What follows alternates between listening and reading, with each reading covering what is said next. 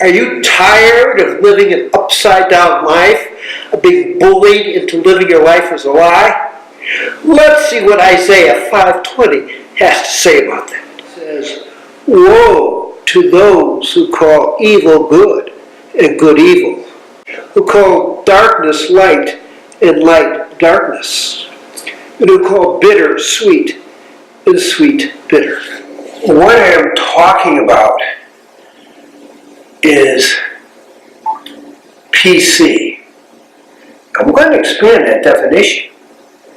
Political correctness also means political control. And when we take it a little further, it also, PC means a perversion of consciousness. What am I talking about? In the book People of the Lie, it points out, Dr. Peck points out, that People of the Lie is about malignant narcissism, where people refuse to align their will with the higher principles. And usually it's implying the principles of the divine. As he says, let my will be your will. He points out that really healthy people are those who are able to align with the higher perennial principles of the divine. And just the opposite of that, the power of evil lies with deception. And not just with deception, and forcing people to live a lie, but really when we turn it around, it's the power of the lie that's enforced on people by the threat of shame and guilt. And that's one of the kind of big traditions of the dark, is to force people through the illusion of shame and guilt to live a lie. Well, how do we get out of that?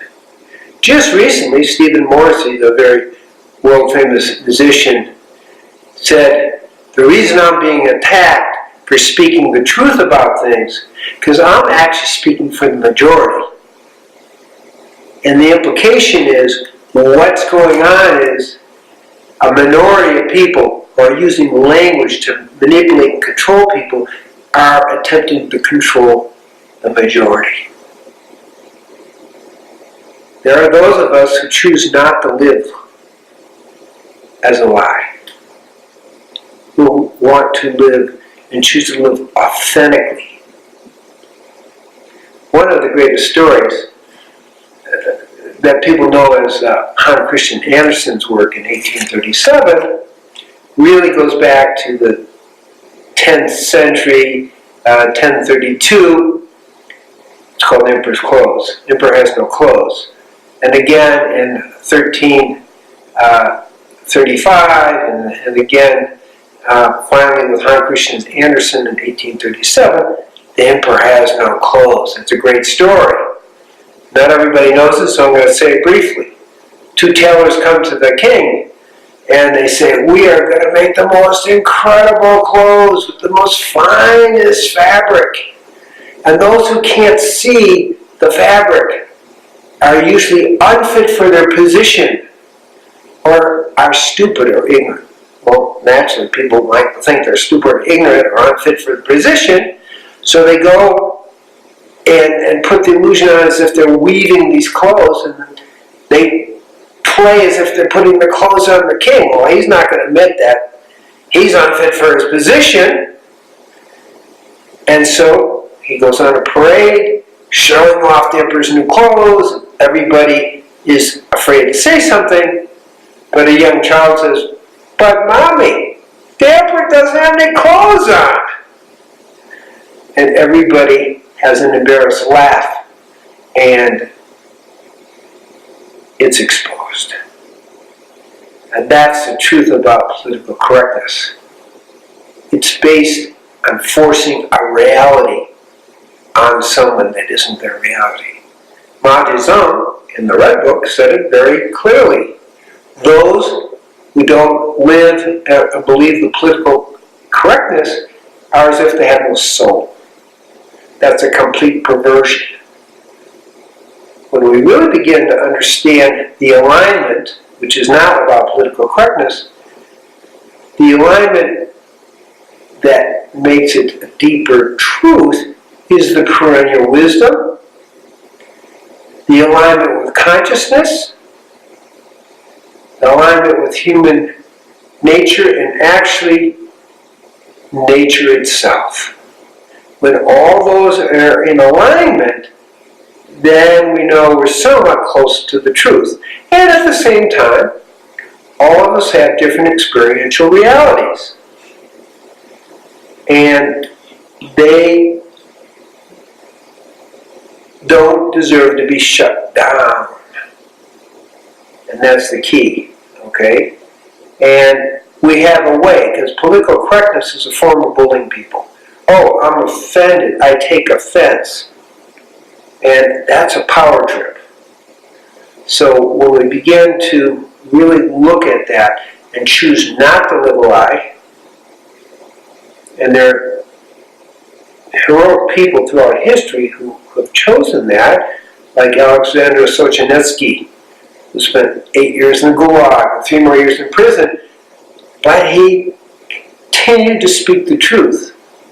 And in 1970, he won the Nobel Peace Prize, and then he was exiled from Russia, and he comes back and begins to give, again, the higher teachings, and even in 1978, he speaks at Harvard, and he really explains the deeper truth of things, and he offends people, because he's going to speak the truth wherever he is. That's his nature. And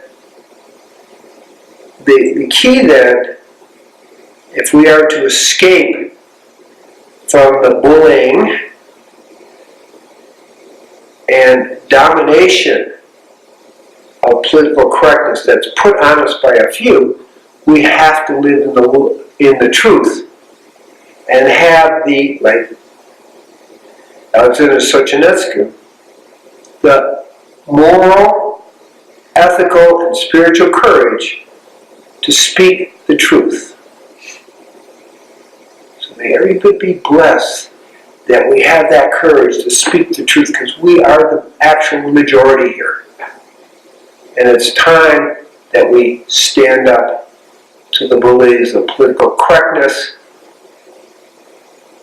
political control, and ultimately PC, perversion of consciousness, and come back to the truth of who we are, to the truth of God in our lives, and are able to live the truth